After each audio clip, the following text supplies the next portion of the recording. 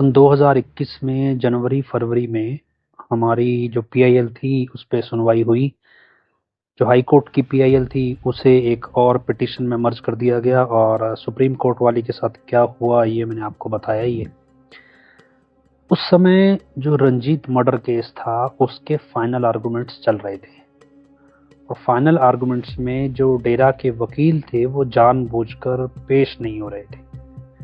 अब क्योंकि बहुत सारी चीज़ें हमें खुद से कानूनी तौर पे समझ आ गई थी, कोर्ट का इन्वायरमेंट क्या होता है, किस तरह से कोर्ट में प्रोसीडिंग्स चलती हैं, कैसे फाइल बनती है, इन चीज़ों को हम मोटे तौर पे समझने लगे थे। तब हमने सवाल उठाना शुरू किया कि सन 2010 में जब खट्टा सिंह हॉस्टाइल हो गया कि उसने अपना बयान नहीं दिया या बयान से वो मुकर गया, उसके बाद जब सीबीआई ने खट्टा सिंह के खिलाफ एक क्लोजर रिपोर्ट हाई कोर्ट में फाइल की कि खट्टा सिंह 30 लाख रुपए के लालच में हजूर संत जी को एक मर्डर केस में फंसाने के लिए स्क्रिप्टेड स्टिंग इंडिया टीवी पे कर रहा था, तो ये मामला हाई कोर्ट में उठाया क्यों नहीं गया?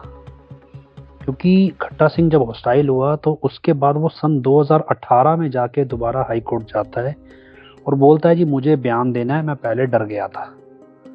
अब कोर्ट के रिकॉर्ड पे तो सीबीआई की क्लोजर रिपोर्ट भी थी कि ये व्यक्ति पैसे लेकर हजूर संत जी को फंसा सकता है और ये सीबीआई की ही रिपोर्ट थी। दूसरी तरफ अब ये व्यक्ति पहले हॉस्टाइल हो चुका है, तीसरा भी इसका अपना एक मोटिव है और चौथा इसकी अपनी एक आपराधिक पृष्ठभूमि भी है, क्योंकि सन 2010 में जो आगजनी हुई वो उसकी फर्जी याचिका या फर्जी स्टिंग की वजह से हुई। अब ये सारी चीज़ें डेरा के वकीलों ने हाई कोर्ट में क्यों नहीं उठाई और क्यों खट्टा सिंह को विटनेस बनने दिया और उसके बाद उसी की एकमात्र गवाही हजूर संत जी को इस केस में इम्प्लीकेट करती है, वरना उसकी गवाही के बिना हजूर संत जी का नाम इस केस में आ ही नहीं सकता। जब ये चीज़ हमने उठाई तो लोगों पे असर पड़ा, तो कुछ लोग हमारे संपर्क में भी आए और इस बीच एक व्यक्ति और आया जिसने एक और केस था जिसमें नपुंसक बनाया गया था कुछ साधुओं को जो सन्यासी थे डेरा में, वो केस भी लगा हुआ था। तो उसमें उसने हजूर संत जी की जमानत भर रखी थी। हमने उस व्यक्ति को कहा भी हजूर संत जी तो जेल में है और अगर व्यक्ति जेल में है तो फिर दूसरे केस में उसकी जमानत क्यों भरी गई है? अगर वो जेल में है तो उसकी कस्टडी काउंट होगी उस केस में भी, तो फिर तुम जमानत भर के हजूर संत जी का भला कर रहे हो या नुकसान कर रहे हो? लगा कि मैं नुकसान कर रहा हूँ तो उसने वो जमानत वापस ले ली। उसके बाद चीज़ें बदलने लगी। लोगों को लगा भी कानूनी तौर पे जब व्यक्ति जेल में है ही तो उसकी बाकी केस में जमानत क्यों ले रखी है? ये तो कोई भी एक कॉमन सा वकील ये बात बता देगा। तो सन 2017 के बावजूद, मतलब 17 का जो फैसला हो गया उसके बावजूद डेरा के वकीलों ने बाकी केसों में हजूर संत जी की जमानत रद्द नहीं करवाई थी। मतलब वो बाकी केसों में कस्टडी में नहीं थे और ऐसे में ये मान के चलिए भी जैसे डेरा के वकीलों को पता था कि बाकी केसों में सज़ा होनी है और अगर हम पहले कस्टडी कटवा देंगे तो फिर बेल मिलना आसान हो जाएगा। तो मतलब वो ये इंश्योर कर रहे थे भी हजूर संत जी को आगे भी कभी जमानत ना मिले। ये बातें हमने उठाई और इसके बाद उन दिनों हमारे संपर्क में कुछ रिपोर्टर आए, कुछ डॉक्यूमेंट्रीज बनाने वाले आए, क्योंकि हजूर संत जी को बदनाम करने के लिए कुछ वेब सीरीज़ भी बनी थी जो तरीके से इस तरह से बनाई गई थी कि लोग यही समझें भी ये हजूर संत जी से संबंधित है। जैसे आश्रम नाम की कोई वेब सीरीज़ थी और इसके अलावा एक कोई रिपोर्टर था अनुराग त्रिपाठी, उसने कोई किताब निकाली थी। तो वो किताब उसने अपनी कैसे मनगढ़ंत कहानी बना के निकाल दी, क्योंकि खट्टा सिंह का जो स्क्रिप्टेड स्टिंग था उसी के बेसिस पे उसने उसको निकाला था। तो किताब निकली थी और इससे कई चीज़ें नई यूट्यूबर्स को मिल गई थी, वो उस किताब का बेस बना के अलग अलग वीडियोस बनाते थे, ये सब चल रहा था। ऐसे में जो डॉक्यूमेंट्री बनाने वाले आए उनका एक कहना था भी दूसरा पक्ष हमने कभी नहीं सुना, अभी डेरा का पक्ष नहीं सुना, और वो डेरा से लगातार अप्रोच कर रहे थे लेकिन डेरा से कोई भी व्यक्ति उनको कुछ बताना नहीं चाहता था। ऐसा पहले भी हुआ, जो बाकी जैसे BBC वगैरह, अल जजीरा वाले हैं, ये भी बहुत कोशिश करते रहे भी डेरा से कोई व्यक्ति मिले जो पूरा मतलब ये सारा सिस्टम हमें समझाए। लोग चाहते थे कि डेरा के बारे में जाने और बहुत लोग कोशिश कर भी रहे थे लेकिन कोई भी व्यक्ति स्टेटमेंट दे ही नहीं रहा था। ऐसे में वो डॉक्यूमेंट्री वाले हमारे पास आए, उन्होंने कहा भी आप बता सकते हो, तो हमने उनको बताया। तो उन्होंने जो भी उनका प्रोसेस होता है वॉइस नोट्स बनाने का, फिर उनकी टीम प्रॉपर सारी नोट्स बनाती गई, फिर वो तैयारी के साथ आए और तरीके से जैसा उनको चाहिए था। तो उन्होंने मेरा एक इंटरव्यू कंडक्ट किया और ये इंटरव्यू 8 घंटे चला। 8 घंटे मतलब अनफिल्टर्ड, अनस्क्रिप्टेड, कुछ नहीं, बस कैमरा लगा है, जो मुझे बोलना है मैं बोलता चला जा रहा था। उसके बाद उन्होंने श्रीमती वीरपाल जी को भी पूछा, उनसे भी उनका इंटरव्यू लिया और उसके बाद कई और लोगों का लिया जो उनकी रिक्वायरमेंट्स थी। पर ये डॉक्यूमेंट्री कभी बाहर नहीं आ पाई और हमें नहीं मालूम क्यों है, लेकिन हमें यही बताया गया भी ऐसी बहुत सी ताकतें हैं जो इस डॉक्यूमेंट्री को बाहर आने देना नहीं चाहती। इस बीच 29 अप्रैल 2021 में एक चिट्ठी और आई सुनारिया जेल से। इस चिट्ठी में फिर से एक बड़ा कोडेड मैसेज था और हमने चिट्ठी पढ़ी तो हमें मतलब इस बार जो कोडेड मैसेज था वो बड़ा स्पष्ट था। अब हमें समझ नहीं आया कि अब किसको अप्रोच करें भी, किसको कहें भी। कोर्ट में भी जाए, सुप्रीम कोर्ट भी इसको सीरियस नहीं लेती है। एजेंसीज में जहाँ भी लेटर डल सकते हैं, जो भी डिपार्टमेंट है, सबको हम बता बता के थक गए। अभी तक तो अखंड सिमरन का ये मॉड्यूल चल रहा था, अब ये चिट्ठी के जरिए भी मॉड्यूल चलने लगे हैं, भी अब क्या करें। तो इस बीच जो हमारा शुरुआत से खबरी है, जो हमें बार बार खबर देता था, उसने हमें कहा भी तुम्हें NIA के पास जाना चाहिए इस समय पे। तो उस मैसेज को हमने डिकोड किया। उस मैसेज में लिखा था कि जो लोग डेरा के नियम नहीं मान रहे हैं या उन मतलब कोई गलती कर बैठे हैं, तो वो 76 दिन 76 डेज भगवान का नाम लें तो उनको माफ़ी मिल जाएगी, क्षमा मिल जाएगी। अब हमारे लिए ये 76 दिन कोड था। हमने 29 अप्रैल में 76 दिन जोड़े तो 13 जुलाई शायद 14-12 जुलाई ऐसे बनता था। तो हमने समझा भी 13 जुलाई के आसपास कुछ गड़बड़ होनी है। ये कोडेड मैसेज है, क्योंकि भगवान ऐसे थोड़े भी गिन के इतना नाम जपोगे आप तो आपको माफ़ी दे देगा। और ये डेरा में हजूर संत जी ने कभी नहीं किया। हमेशा ये कहते थे भी आपको प्रायश्चित करना है, दिल से करो। अगर आप ऐसे खाना पूर्ति करोगे तो ईश्वर भी खाना पूर्ति करेगा। तो क्या हुआ भी, उसके बाद हमें एक और सूचना मिली भी, अखंड सिमरन मॉड्यूल में पंजाब के सुनाम एरिया में मीटिंगें चल रही हैं, गुप्त मीटिंगें। और फिर हमने क्या किया, मैंने NIA को एक ईमेल लिखा।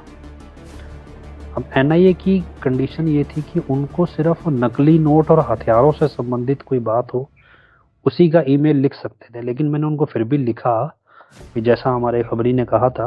मैंने कहा जी भी सुनाम के एरिया में, जो पंजाब का सुनाम एरिया है, भी वहाँ पे गुप्त मीटिंगें चल रही है और इस मीटिंग के जरिए 13 जुलाई या 10 जुलाई के आसपास, मैंने मतलब क्लियर नहीं लिखा था। इसकी भी वजह थी कि इंटेलिजेंस में आपको सब कुछ पता भी हो तो भी आपको क्लियर कट इन्फॉर्मेशन नहीं देनी होती। तो मैंने उनको लिखा अभी 10 जुलाई के आसपास कोई घटना घट सकती है, आपको सतर्क होना चाहिए। यहाँ पे गृह मंत्रालय से 2 ऑफिसर, एक शायद अधिकारी थे, एसपी रैंक के थे और एक इंस्पेक्टर रैंक के थे। 2 ऑफिसर वो ईमेल की कॉपी लेके मेरे घर पे आए और वो 10 जुलाई से पहले ही आ गए थे। उन्होंने पूछा भी ऐसी क्या इन्फॉर्मेशन है तुम्हारे पास भी तुम्हें लगता है भी 10 जुलाई के आसपास घटना घटेगी। मैंने कहा जी ऐसा है भी मैं यकीन नहीं कर सकता भी आप वाकई में गृह मंत्रालय से आए हो। कहने लगे भी यार तुम पहले आदमी हो भी तुम हम पे ही शक कर रहे हो। मैंने कहा जी हमारे पास गृह मंत्रालय के नकली ऑफिसर बन के भी कहीं आए हैं, तो आप पहले यकीन दिलाओ भी आप गृह मंत्रालय से हो। तो वो पूछने लगे भी तुम ही बता दो तुम्हें कैसे यकीन आएगा। मैंने कहा जी अगर आप गृह मंत्रालय से हो तो आपका कोई ऑफिस भी होगा, तो एक बार आपके ऑफिस में मिल लेते हैं, एक बार आपको ऑफिस में बैठा हुआ देख लेंगे तो मान लेंगे भी आप हाँ भी यहाँ ऑफिसर हो। उसके बाद जो पूछोगे वो बता देंगे। तो उन्होंने हमें दिल्ली बुलाया फिर, और दिल्ली उनके जो बड़े अधिकारी थे उनसे हमें मिलवाया गृह मंत्रालय में, जो भी उनका ऑफिस है। और फिर बाद में उन्होंने हमसे पूछा भी क्या कुछ है, तो हमने उनको सब कुछ बताया भी इस तरह करके सारी पुरानी कहानी बताई। तो उन्होंने हमसे एक बात कही कि हमने कभी डेरा को इस नज़र से नहीं देखा जिस नज़र से तुम देखते हो, और हमें बहुत कुछ नया समझने को मिल रहा है। तो उन्होंने कहा ठीक है हम देखते हैं।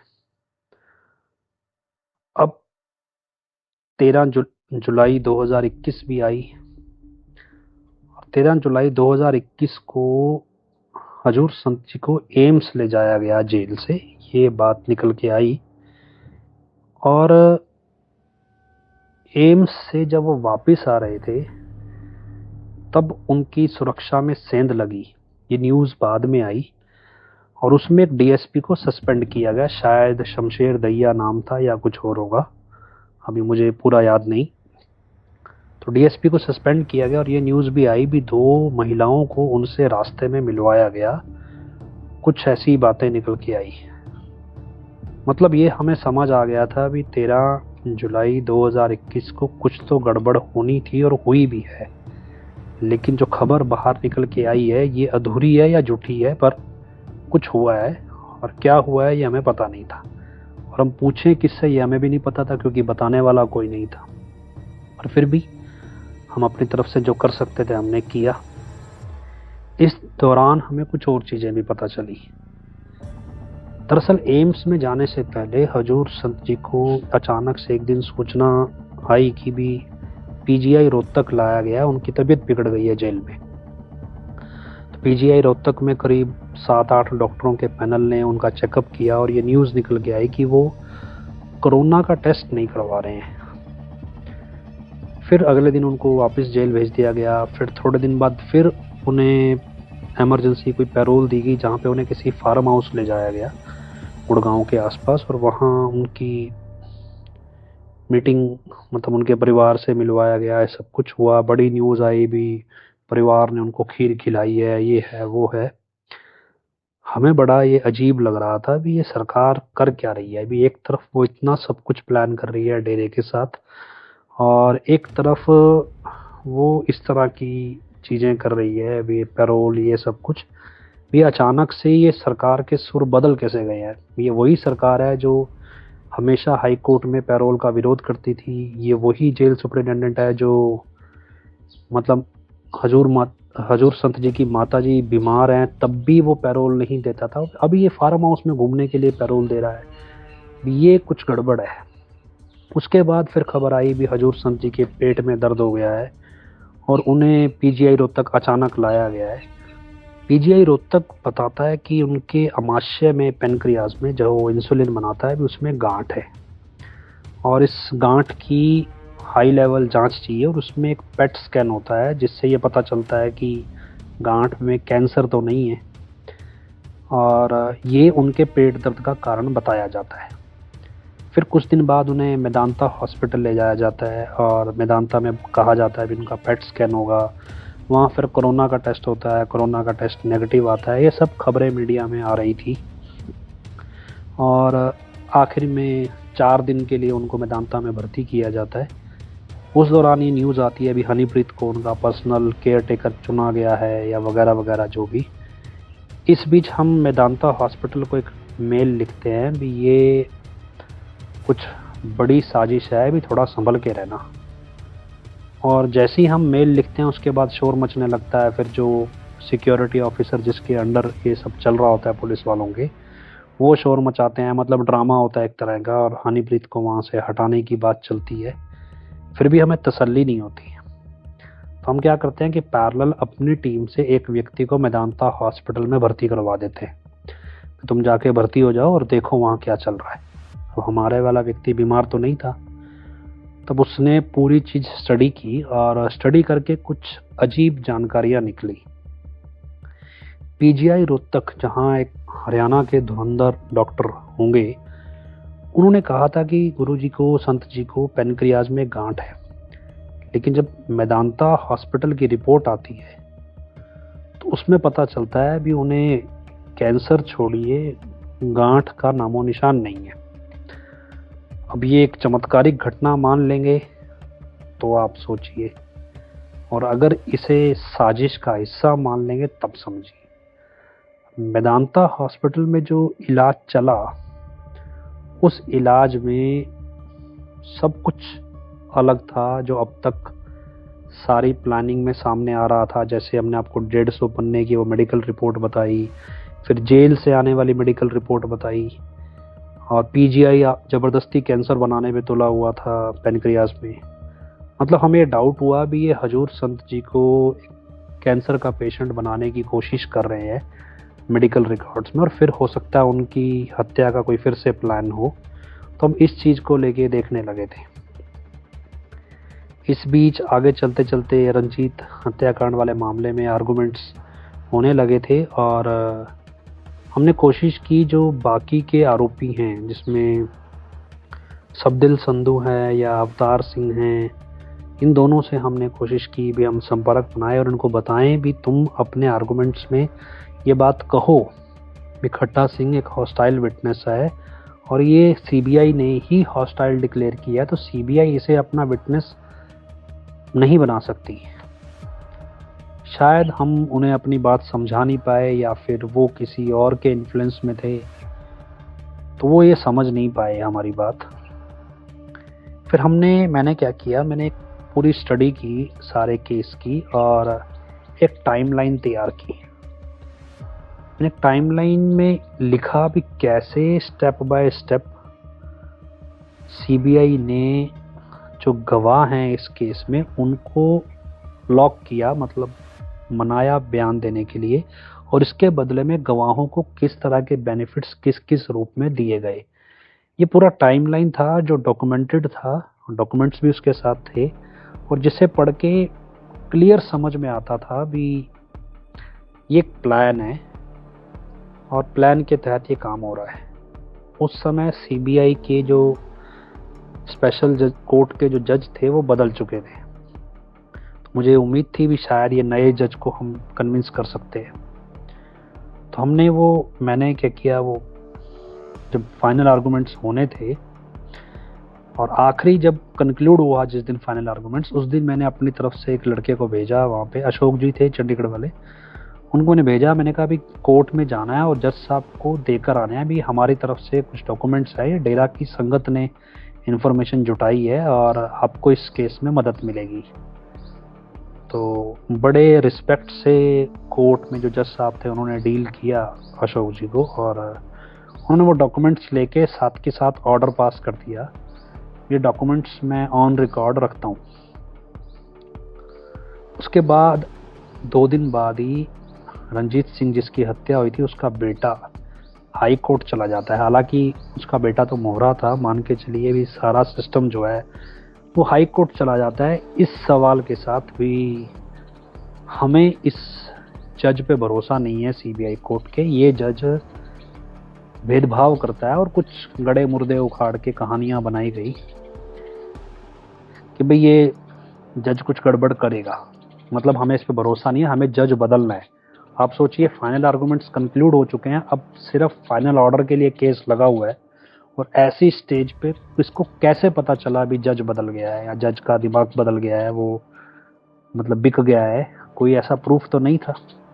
वहाँ हमें लगा भी अब बढ़िया है भी, अब हाई कोर्ट अगर जज बदल देगी तो हम ये कह सकते हैं भी दबाव में फैसला गलत करवाया गया है, और अगर नहीं बदलेगी और फिर ये जज फैसला गलत कर देगा या हमारे खिलाफ कर देगा तो भी हम कोर्ट जा सकते हैं भी, ये तरीके से जज को बदनाम करने के नाम पे ये याचिका लगाई गई और इस तरह से जज पे दबाव बनाया गया। बैकडोर हम भी जितने सिस्टम से जुड़े थे हमारे पास एक जानकारी क्लियर थी भी, जो जज थे सीबीआई कोर्ट के उन्होंने हमारे डॉक्यूमेंट्स पढ़ के ये मन बना लिया था और वो सारी चीज़ों को कोरिलेट कर चुके थे भी वाकई में ये एक साजिश हुई है, और वो ये फैसला हजूर संत जी के पक्ष में देना चाहते थे। 1 महीना हाई कोर्ट में जद्दोजहद चलती है और उसके बाद ये कह दिया जाता है भी यही जज फैसला सुनाएंगे। अब कैसे रंजीत सिंह की फैमिली को यकीन आ जाता है कि अब कल तक जो जज भ्रष्ट होने वाला था वो अब ईमानदार हो गया, तो अब ये आप समझ ही सकते हैं। तो अब हम समझ चुके थे भी जज के साथ जो भी सेटिंग है वो हो चुकी है। अभी फैसला आया और फैसला ऑब्वियसली हजूर संत जी के खिलाफ था। उसके बाद सज़ा का ऐलान होना था। जिस दिन मामले में सज़ा का ऐलान होना होता है उस दिन कोर्ट सुबह 10 बजे खुलती है, शुरू होती है। तो डेरा के वकील जज साहब से कहते हैं भी हमारे जो क्लाइंट हैं हजूर संत जी वो इस स्टेज पे अपना लिखित बयान दर्ज करवाना चाहते हैं। अब जज साहब इजाज़त देते हैं, लेकिन हजूर संत जी क्योंकि कस्टडी में हैं स्टेट की, तो ऐसे में उनके बयान को ये कैसे मान लिया जाए भी ये दबाव में नहीं लिखा गया है। तो डेरा के वकील कहते हैं जी ऐसा है भी हमारा एक वकील जो है वो बाहर खड़ा है जेल के, आप उसको अनुमति दीजिए कि वो जेल में अंदर जाए और बयान दर्ज करवाए। जज साहब अनुमति दे देते हैं और ये वकील होते हैं गुरदास सरवारा। ये गुरदास सरवारा वही वकील हैं 25 अगस्त 2017 को जो attorney general, deputy attorney general थे हरियाणा गवर्नमेंट के, और हजूर संत जी का बैग उठाने की वजह से उन्हें सस्पेंड कर दिया गया था या डिसमिस कर दिया गया था। तो ये गुरदास सरवारा वहाँ जेल में जाते हैं और 2 घंटे में ये बयान लिखा जाता है, करीब 8 पेज का। 12 बजे ये बयान जेल सुपरिटेंडेंट की तरफ से दर्ज करवाया जाता है ईमेल के ज़रिए कोर्ट में। अब क्योंकि ये बयान जेल में दर्ज हुआ है तो जेल सुपरिटेंडेंट इस पर मोहर लगाएगा अपनी भी, हाँ मेरे सामने दर्ज हुआ है।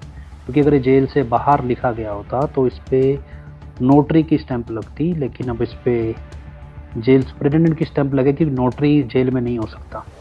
बेसिकली ये एक तरीका होता है भी कोई तीसरा व्यक्ति ये आइडेंटिफाई करे भी हाँ ये बयान इसी व्यक्ति का है और मैं ऑथोराइज्ड हूँ सरकारी तौर पे ये आइडेंटिफाई करने के लिए भी ये यही व्यक्ति है।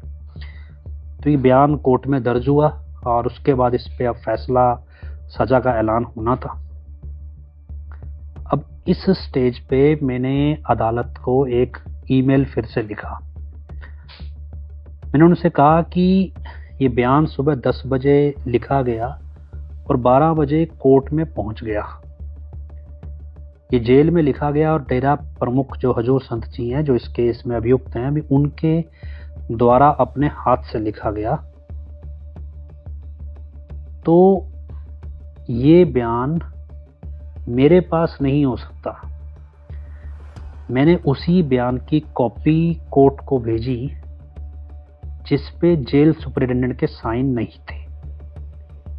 अब मेरे पास जेल सुपरिटेंडेंट के बिना साइन हुए कॉपी कैसे हो सकती है? सुबह 10 बजे से लेके 12 बजे के बीच वो बयान जब लिखा गया तो वो मेरे पास कैसे पहुंचा, ये मैंने कोर्ट के सामने सवाल रख दिया। मैंने उनसे कहा भी उनके नाम पे चिट्ठियां चल रही हैं और ये हैंडराइटिंग जो बयान की है उन्हीं चिट्ठियों से मेल खाती है। इसका मतलब ये क्लियर है भी ये बयान जेल में नहीं लिखा गया, ये बयान कहीं बाहर लिखा गया और जेल से इस पे मोहर लगवाई गई है। और अगर कोर्ट इस बयान को अलाउ कर रही है, इसका सीधा सा मतलब है जो प्रिसाइडिंग ऑफिसर मतलब जो सीबीआई कोर्ट का जज है वो इस सारे भ्रष्टाचार में मिला हुआ है। ऐसे में ये भी संभव है भी ये व्यक्ति कोर्ट में पेश ही ना हो रहा हो और उसकी एब्सेंस में ये सब कुछ हो रहा हो। जब ये सारी चीज़ें मैंने ईमेल के ज़रिए लिखी और जब इस पे सज़ा का ऐलान होना था, सुनवाई होनी थी, तब जज साहब ने कहा, ये तो अखबारों की खबर है, मुझे नहीं पता कोर्ट रूम में क्या हुआ। जज साहब ने हजूर संत जी को कथित तौर पे कहा भी किसी मोहित गुप्ता नाम के व्यक्ति ने मुझे धमकी भरा पत्र लिखा है। क्या लिखा है ये मैं बता नहीं सकता। तो कहते हैं भी हजूर संत जी ने कहा भी अगर पत्र लिखा है तो इस पे सीबीआई इंक्वायरी करवा लो, कोर्ट आपके हाथ में है, सीबीआई आपके हाथ में। अब इसके बाद जो डेरा के वकील थे और दूसरे वकील थे वो सारे कागज उठा लाए भी, देखो जी इस पे 50,000 रुपये का जुर्माना लगा है, ये हाई कोर्ट में भी ऐसे ही बोला आया था, हजूर संत जी ने बयान दिया था भी मैं तो किसी मोहित गुप्ता को नहीं जानता। और यही चीज़ें यहाँ भी आ गई और करते करते सब ने कहा भी ठीक है जी करवा लो सीबीआई इंक्वायरी। अब सबको पता था भी कह तो सभी रहे हैं लेकिन अगर करवा लेंगे तो गड़बड़ हो जाएगी। लेकिन जज साहब को पता था भी उनसे जबरदस्ती गलत करवाया जा रहा है। एक सेशन जज की पावर थी, वो चाहते तो उस डॉक्यूमेंट को रिकॉर्ड पे ना लेते, लेकिन ये मान के चलिए भी जो सीबीआई कोर्ट के सेशन जज थे उन्होंने इस डॉक्यूमेंट को रिकॉर्ड पे लिया और उनका ये डॉक्यूमेंट रिकॉर्ड पे लेना अपनी नौकरी को दांव पे लगाना था एक तरह से। उन्होंने डॉक्यूमेंट रिकॉर्ड पे शायद इसलिए लिया भी उनको पता था भी कल को अगर ये डॉक्यूमेंट रिकॉर्ड पे रह जाएगा तो ये केस हाई कोर्ट में बहुत आसानी से टूट जाएगा। शायद इसलिए वो इनडायरेक्टली बेशक किसी दबाव में थे लेकिन फिर भी वो ये इंश्योर कर देना चाहते थे भी ये केस हाई कोर्ट में क्रैक आसानी से हो जाए और आगे चल के ये हुआ भी। तो इस तरह से जज को धमकी देने का मामला जो न्यूज़ मेरे बारे में छपी और वहाँ से मुझे एक और पहचान मिली भी ये व्यक्ति सेशन जज सीबीआई कोर्ट को सिट उसी की कोर्ट में धमकी दे रहा है, जज इसका जिक्र भी कर रहे हैं लेकिन इसके खिलाफ कोई कार्रवाई क्यों नहीं हुई, क्यों किसी ने इसकी गिरफ्तारी की मांग नहीं की, क्यों किसी ने इसके खिलाफ मुकदमा चलाने के लिए नहीं कहा। इवन कोर्ट चाहती तो उसी समय वारंट इशू करके मुझे 6 महीने के लिए जेल डाल सकती थी लेकिन जज ने ऐसा नहीं किया। तो ये सेंस अच्छी तरह फैल गया कि रंजीत हत्याकांड में जो फैसला हुआ है, मतलब ये बुद्धिजीवियों की बात मैं कर रहा हूँ जिनको पता होता है कोर्ट की कार्रवाइयों का, भी जो रंजीत हत्याकांड में फैसला हुआ है ये कोई ईमानदारी में या सही तरीके से हुआ फैसला नहीं है, भी कुछ गड़बड़ है इसमें और जज का ये बयान कुछ इशारा कर रहा है। चलो जिसको जैसे समझ में आता था उसने वैसे समझा और इस तरह से एक तरफ हम एनआईए से कहो या एनआईए के जरिए कुछ एजेंसियां जो उनकी होती हैं उनसे हमारी मित्रता हो गई थी, दूसरी तरफ ये केस भी फाइनलाइज हो गया था और फिर हम ये पकड़ने की कोशिश कर रहे थे भी अब डेरा की मैनेजमेंट क्या करने वाली है।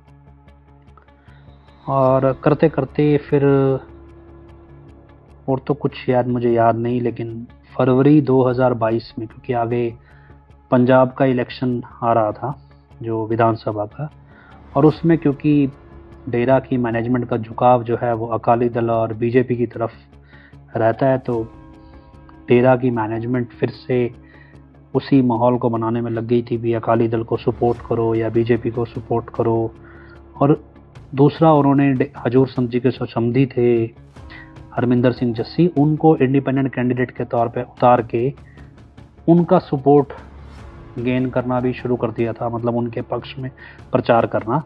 लेकिन बैकडोर हमें ये अच्छी तरह पता था भी हरमिंदर सिंह जस्सी को डेरा की मैनेजमेंट वास्तव में सपोर्ट नहीं कर रही है, ये सिर्फ हरमिंदर सिंह जस्सी को दिखाया जा रहा है भी उनके पक्ष में डेरा की पूरी मैनेजमेंट खड़ी है। लेकिन बैकडोर ये सबको क्लियर था भी हरमिंदर सिंह जस्सी किसी भी हाल में इलेक्शन नहीं जीतने चाहिए।